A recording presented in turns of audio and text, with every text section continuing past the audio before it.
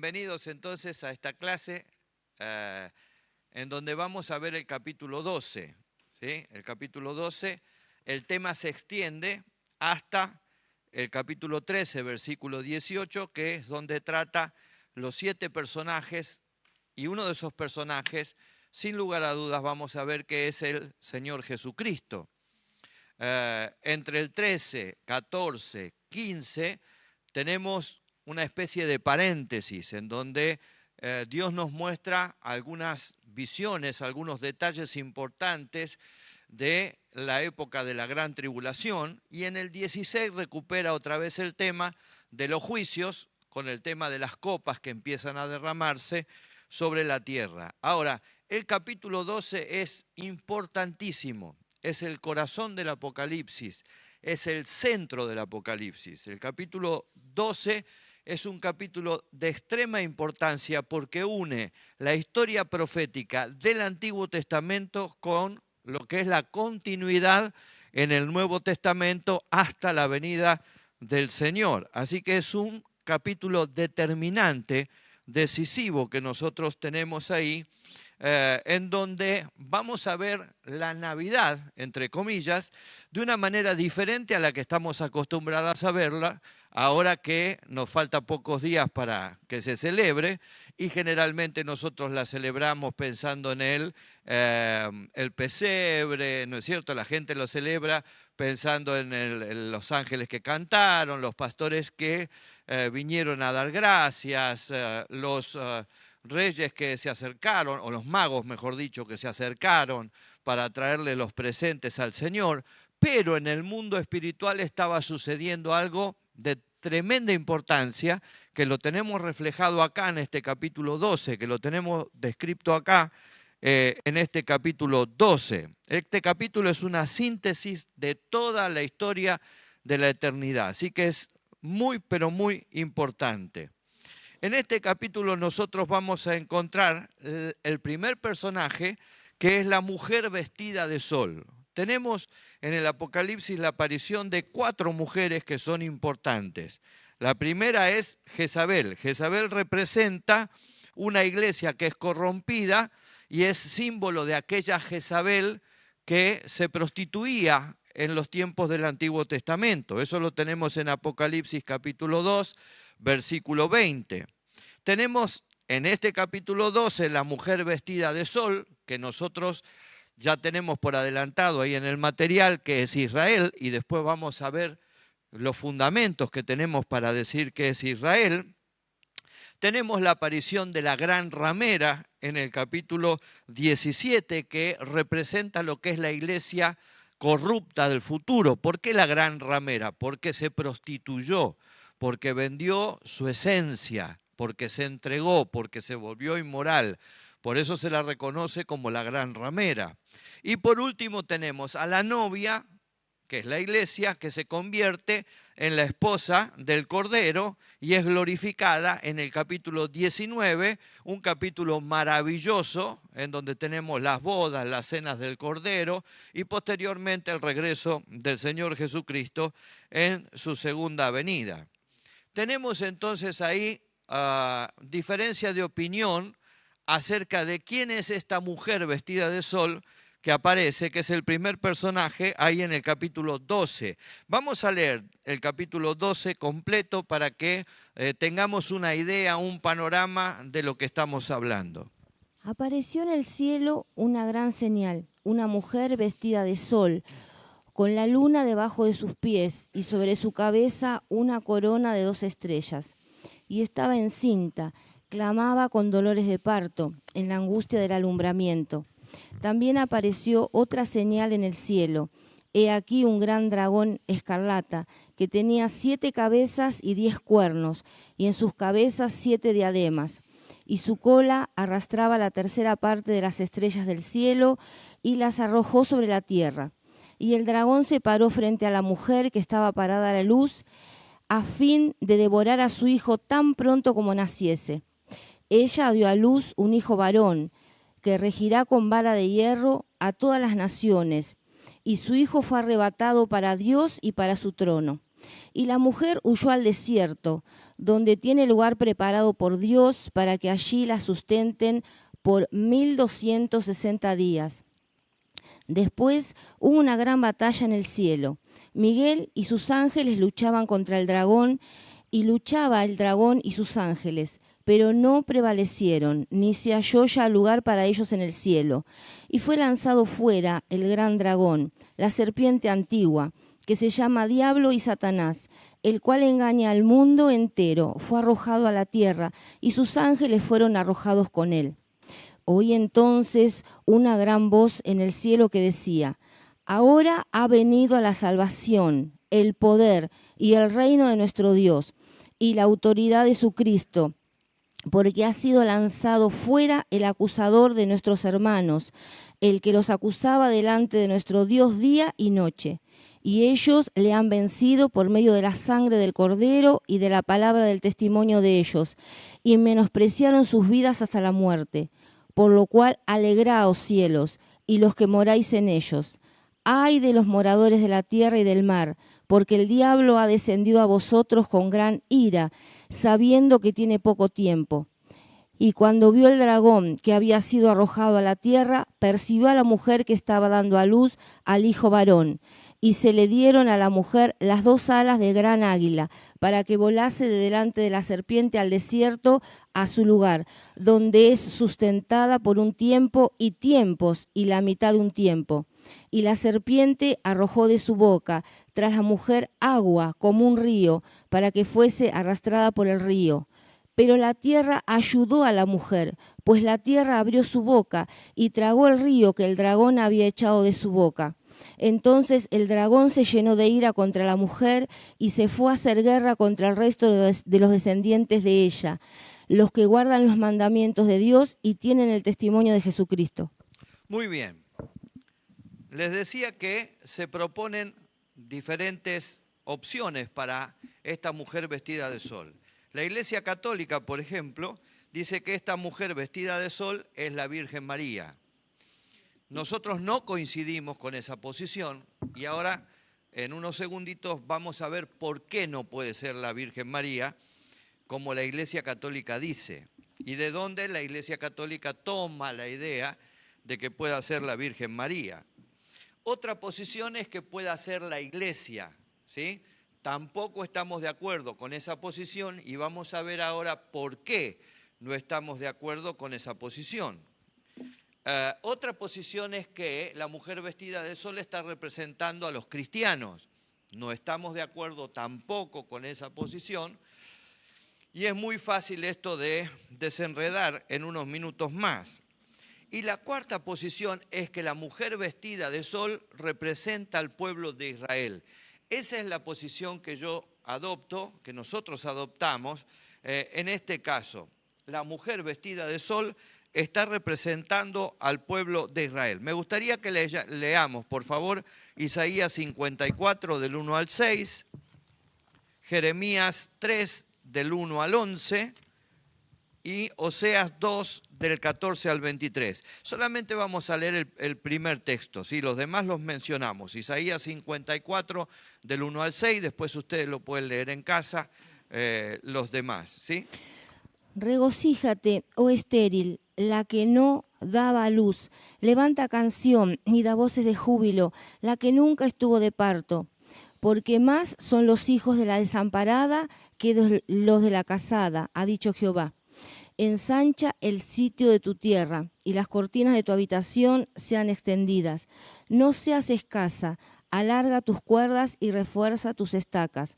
Porque te extenderás a la mano derecha y a la mano izquierda, y tu descendencia heredará naciones y habitará las ciudades asoladas. No temas, pues no serás confundida, y no te avergüences, porque no serás afrentada, sino que te olvidarás de la vergüenza de tu juventud, y de la afrenta de tu viudez no tendrás memoria, porque tu marido es tu hacedor, Jehová de los ejércitos es su nombre, y tu Redentor el Santo de Israel. Dios de toda la tierra será llamado, porque como a mujer abandonada y triste de espíritu te llamó Jehová, y como a la esposa de la juventud que es repudiada, dijo el Dios tuyo. Muy bien. Claramente los profetas, y después lo pueden corroborar con los otros versículos, dan a entender en el mensaje que la mujer que va a dar a luz es Israel. Claramente los profetas están apuntando hacia el pueblo de Israel, no están apuntando ni hacia la iglesia, ni hacia María, ni hacia los cristianos, directamente hacia el pueblo de Israel. El pueblo de Israel es la mujer que representa en la Biblia, la mujer que va a dar a luz. Ahora, ¿por qué nosotros decimos que no puede ser María? ¿Y de dónde la Iglesia Católica saca la idea de que tiene que ser María? Las Biblias, en la versión, una de las versiones usadas por la Iglesia Católica, que es la Nácar Colunga, no sé si alguna vez la sintieron nombrar, tiene en este pasaje, anterior al pasaje, la foto de lo que es la Inmaculada Concepción de María. Y entonces ellos dicen que en realidad Juan lo que vio no fue una mujer común, sino que lo que Juan vio en esta visión fue a la Virgen María. Eso es imposible de corroborar, porque además en ningún momento Juan la identifica a María, con la que tenía un lazo cercano y podía tranquilamente haber dicho su nombre, ¿sí? Aparte, es una idea que nace de la especulación de la foto de un pintor que colocó en la Biblia, en este pasaje, lo que es la Inmaculada Concepción de María. Ustedes saben lo que es la Inmaculada Concepción de María, ¿verdad? Esto se decretó en el año 1850, 54, por ahí, estando Pío XII como papa, en la que dice que por los méritos de Jesús, María fue absuelta totalmente del pecado original. No había pecado original en María. No contento con esto, la Iglesia Católica después hizo la Asunción de María. Más o menos para la misma fecha, la Asunción de María lo que declara es que María, cuando cumplió con su vida acá en la tierra, ascendió al cielo en cuerpo y en alma, ¿sí? Dándole una semejanza a la ascensión del Señor Jesucristo. En ningún lado de la palabra nos dice eso y no hay ningún registro histórico que corrobore esto. Lo que nosotros tenemos es que María vivió una vida absolutamente normal, fue virgen hasta el momento del nacimiento del Señor Jesucristo, pero después continuó con José en su vida normal. De hecho, Jesús se lo hace notar más de una vez durante su ministerio.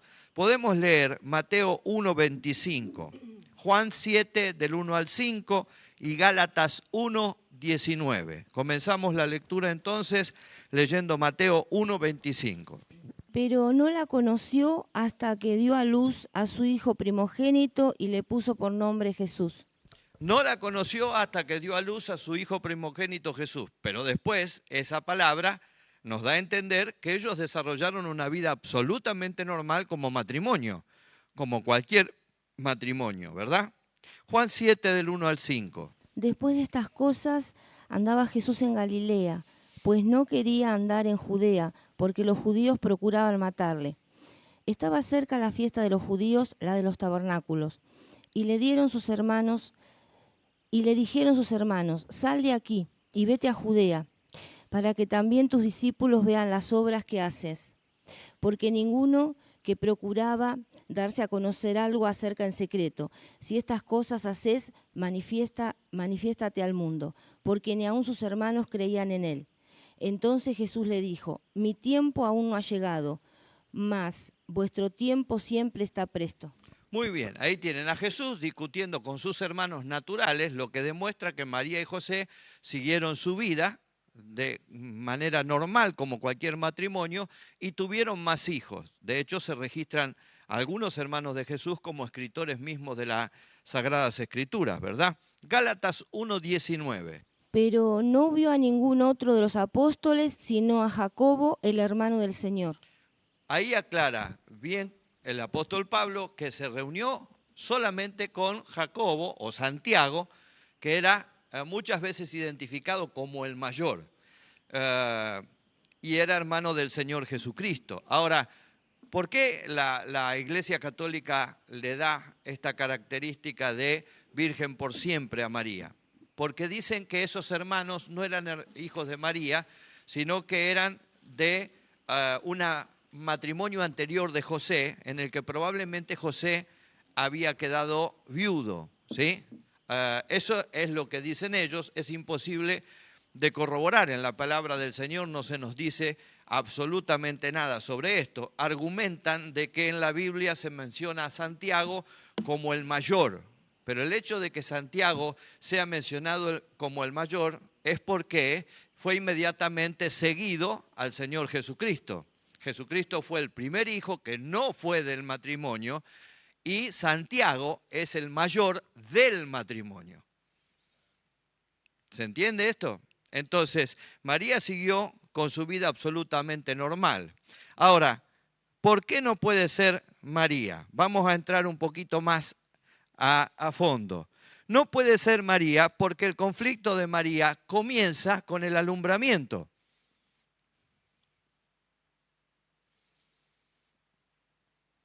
No se nos dice nada de que María haya existido antes de su vida natural, como si tenemos la preexistencia de Cristo. El conflicto de María empieza en el alumbramiento. Ahí el enemigo se ensaña con ella. Pero el conflicto de esta mujer resulta ser el conflicto de los siglos.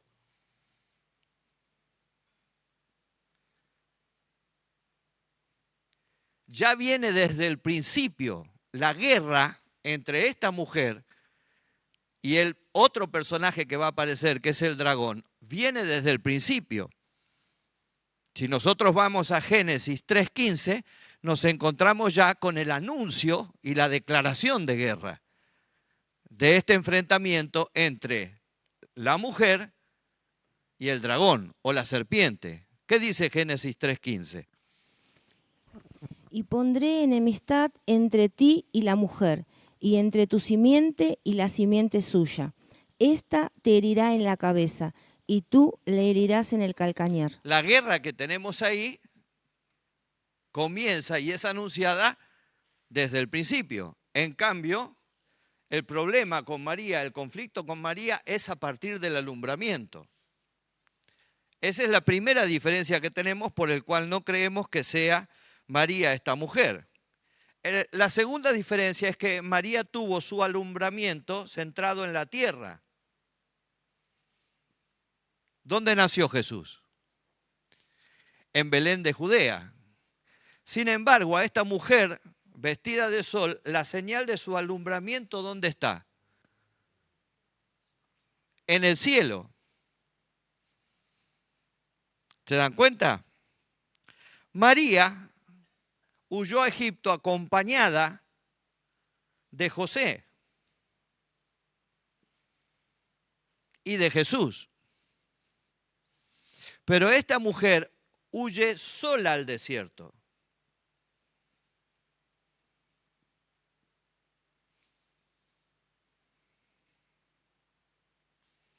Si ustedes van repasando el relato, van a ir viendo las diferencias que yo le voy diciendo. ¿Sí? La mujer se refugió en el desierto. Pero María no se refugió en el desierto, se refugió en Egipto. Podemos leer Oseas 11:1. Y se refugió en Egipto para cumplir la profecía que tenemos ahí en Oseas, perdón. Oseas 11:1. Cuando Israel era muchacho, yo lo amé, y de Egipto llamé a mi hijo. De Egipto llamé a mi hijo. Recuerden que cuando nace el Señor, el Espíritu Santo le avisa a José los planes de Herodes y le dice, levántate, toma a María y andate a Egipto. Y ellos permanecen en Egipto hasta la muerte de Herodes, dice. Y cuando Herodes muere, ellos regresan nuevamente para radicarse en Nazaret. Así que esta mujer se refugia en el desierto, en un lugar provisto por Dios, que muchos creen que es la ciudad de Petra. En cambio, esta mujer, María, recibe la orden de refugiarse en Egipto. El tiempo de la huida de José y María no se especifica.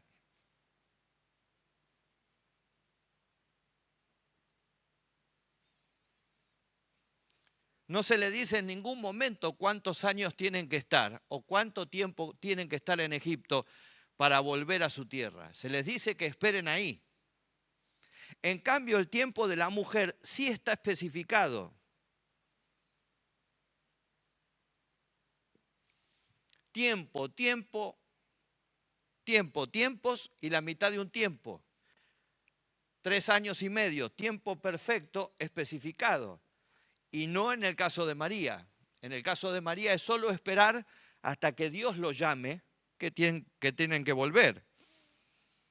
¿Sí? María al irse no dejó descendencia.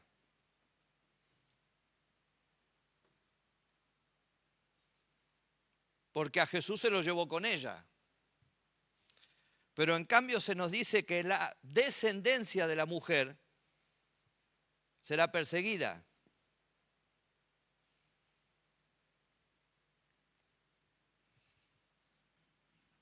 ¿Van entendiendo? Y por último, María no fue perseguida, pero la mujer sí.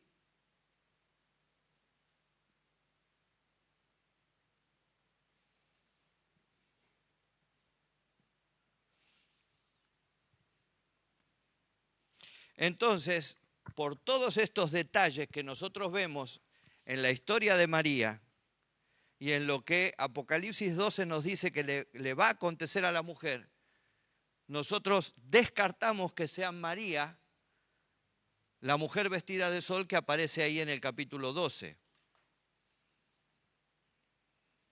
Tampoco puede ser la iglesia. ¿Por qué no puede ser la iglesia? Porque la iglesia no dio a luz al Mesías. Fue el Mesías el que dio a luz a la iglesia. Jesús dijo, yo voy a instituir mi iglesia. Es Jesús el que le da vida a la iglesia y no la iglesia la que le da vida a Jesús. Así que no puede ser la iglesia esta mujer vestida de sol. En cambio, Israel sí dio a luz al Mesías, porque el Mesías era judío. Vino del territorio de Israel. Así que nosotros nos apoyamos en esto para decir que esa mujer vestida de sol es, sin lugar a dudas, el pueblo de Israel. Isaías 54:1, 9:6, Miqueas 5:2. Regocíjate, oh estéril, la que no daba luz, levanta canción y da voces de júbilo, la que nunca estuvo de parto, porque más son los hijos de la desamparada que los de la casada, ha dicho Jehová. Muy bien. Isaías 9:6. Porque un niño nos es nacido, hijo nos es dado, y el principado sobre su hombro, y se llamará su nombre, admirable, consejero, Dios fuerte, Padre eterno, príncipe de paz. Qué interesante esta profecía, ¿sí? Porque un niño nos es nacido. Esto habla de la encarnación, la parte natural de Cristo. Hijo nos es dado. Esto habla de la parte divina de Cristo. ¿Sí? Y se lo está diciendo específicamente al pueblo de Israel. El principado está sobre su hombro. Está describiendo sin lugar a dudas a el Señor Jesucristo. Israel da a luz a Jesucristo en su naturaleza humana y no Cristo a Israel. El otro versículo. Pero tú, Belén, Éfrata, pequeña para estar entre las familias de Judá, de ti me saldrá el que será Señor en Israel, y sus salidas son desde el principio, desde los días de la eternidad. Muy bien. Ahí se nos da directamente la locación, el lugar geográfico en donde el Mesías iba a nacer. Belén. Belén, territorio de Israel. Es Israel el que da materialmente, naturalmente, humanamente, hablando, a luz el nacimiento del Mesías. ¿Se entiende? Muy bien. Se nos dicen 4 cosas importantes acerca de esta mujer. Lo primero que se nos dice es que está vestida de sol, es decir, fue escogida para alumbrar al mundo. La misión de Israel, cuando uno va al Antiguo Testamento, fue llevar el conocimiento de Dios a todas las naciones. Dios no los escoge para que ellos se guarden el tesoro y no se lo den a nadie. Dios los escoge para a través de ellos revelarse al mundo y que ellos den a conocer al Mesías. Este siempre fue el deseo del corazón de Dios. Por eso cuando Israel sale de Egipto, ustedes van a ver que hay una cantidad enorme de gente no israelita que se suma a la congregación de Israel. Porque Dios lo que quiere es que Israel ilumine, le traiga luz al mundo, dé a conocer al Señor, dé a conocer al Dios Todopoderoso. Para eso los escoge. Obviamente Israel no cumple con ese mandato. Israel se encierra en sí mismo y no cumple con ese mandato. Y ese mandato pasa a la iglesia. Eso nosotros lo podemos ver en Jeremías 18, en donde muchas veces hablamos de restauración, y en Jeremías 18 hay una palabra clave que es otra vasija. Esa palabra otra nos está indicando que Dios cambió de planes, no hizo la misma vasija. Utilizó el mismo barro, pero para hacer otra vasija, no la misma que había hecho. ¿Sí? Cuando uno profundiza de qué se trata esa otra vasija, entiende que Dios le da a Israel otro rol en la historia, porque el rol de alumbrar al mundo no lo cumplió en la medida que lo tenía que haber cumplido. Ese rol pasa a la iglesia del Señor Jesucristo. Nosotros somos hoy los que tenemos que alumbrar al mundo.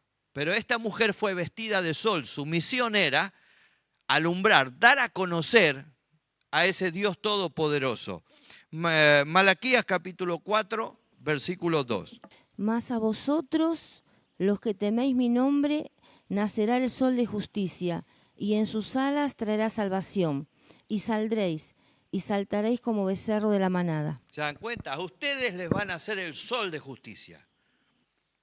Y en sus alas va a traer salvación. Esta mujer tiene la luna debajo de sus pies. Es decir, tiene toda la gloria, tiene toda la influencia, pero esa gloria y esa influencia derivan del Señor Jesucristo. Jesucristo es el sol de justicia que los ilumina. Jesucristo es el sol de justicia que se proyecta sobre ellos. En tercer lugar, esta mujer tiene una corona de 12 estrellas sobre su cabeza. Es decir, esas 12 estrellas, el 12 siempre es número de gobierno. Cuando se trata de Israel, recuerden que son 12 patriarcas, ¿sí? Entonces es un número de gobierno para Israel. Esto habla de que en el futuro Israel tendrá la misión de gobernar el mundo. Israel será el centro geopolítico y espiritual del mundo en el milenio. Yo sé que a veces es difícil de entender porque hoy muchos predicadores están sumando más confusión que claridad con este asunto, ¿sí? Pero bíblicamente Israel va a ser el centro del mundo en el milenio. La palabra de Dios dice que de Sión saldrá la ley. Y la palabra de Dios será predicada desde Jerusalén. Jerusalén será el centro geopolítico y espiritual del mundo. Su misión será alumbrar al mundo en el milenio como no lo hizo en el tiempo pasado. Porque el propósito de Dios se cumple. Y los planes de Dios siempre se cumplen. Génesis 37, 9. Soñó aún otro sueño y lo contó a sus hermanos diciendo: He aquí que he soñado otro sueño, y he aquí que el sol y la luna y 11 estrellas se inclinaban a mí. Muy bien, ahí en el sueño de José se ve reflejado, ¿sí? Esas 12 estrellas, las 12 tribus de Israel, se inclinaban ante el gobierno de José. José iba a ser levantado para gobernar sobre sus hermanos y sobre el mundo de la época, ¿no es cierto? Siendo el segundo señor de lo que era el imperio egipcio. Y en cuarto lugar se nos dice que esta mujer tiene dolores de parto, ¿sí? Esos dolores de parto tuvieron lugar hace 2023 años, si nosotros tomamos el calendario normal que tenemos nosotros, ¿no es cierto? Después del nacimiento del Señor, comienza toda una época que se refiere a la angustia, a la tribulación de Jacob, en donde van a ser perseguidos como nunca antes fueron perseguidos en la historia, pero ¿sí? Esos dolores de parto Israel lo tuvo hace 2023 años, cuando Jesucristo nació entre nosotros para cambiar la historia de la humanidad. ¿Amén? Muy bien. Aparece un segundo personaje que es un dragón vestido de escarlata en los versículos 3 y 4. Antiguamente los hermanos, cuando veían esta figura, pensaban que ese dragón vestido de escarlata era el Imperio Romano, porque el Imperio Romano entre los siglos 3 y 5 tenía dos estandartes, y uno de esos estandartes era un dragón de esos de la mitología que echan fuego por la boca. Así que los hermanos identificaban directamente a este dragón con el Imperio Romano y creían que el Imperio Romano estaba altamente poseído por las fuerzas del infierno. Obviamente no estaban muy lejos de la realidad, porque el Imperio Romano fue cruel, fue sanguinario y cometió atropellos de todo tipo a lo largo de toda la historia, especialmente persiguiendo a los cristianos, para quienes para ellos era una molestia los cristianos. ¿Por qué eran una molestia los cristianos? Porque los cristianos no querían participar de las orgías, no querían participar de las fiestas inmorales, los cristianos no querían participar del circo romano, en donde la gente moría innecesariamente para divertimento y para placer. Los cristianos decían que Jesucristo es el Señor y ellos proclamaban que el César es el Señor. Entonces los cristianos eran una molestia para el mundo, ¿sí? Bueno, cuando uno mira cómo se está desencadenando la historia, nosotros estamos llegando a un tiempo en donde la iglesia resulta ser una molestia para este mundo que está altamente poseído por el enemigo, porque la iglesia se levanta contra la corrupción, la iglesia se levanta contra la inmoralidad, la iglesia se levanta contra todas las prácticas de pecado que el hombre hoy aprueba, y no solamente aprueba, sino que aplaude, ¿sí? Ese dragón que aparece ahí es el mismo diablo. Si tuviéramos que hacer una comparativa, es la primera persona de lo que sería la Trinidad satánica, por decirlo de alguna manera, ¿sí?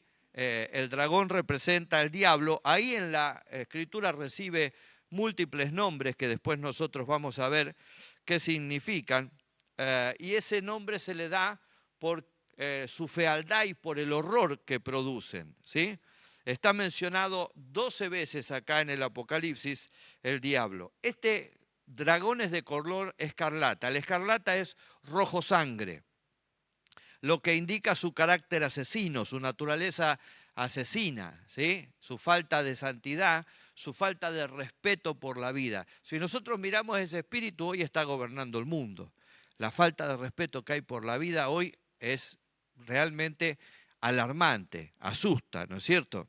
Ese dragón tiene coronas y diademas porque está imitando al verdadero Rey de Reyes y Señor de Señores. Cuando uno va a Apocalipsis 19, encuentra con que Jesús tiene una corona y tiene diademas en su corona. Así que lo que hace y lo que Él es una burda imitación del Señor Jesucristo.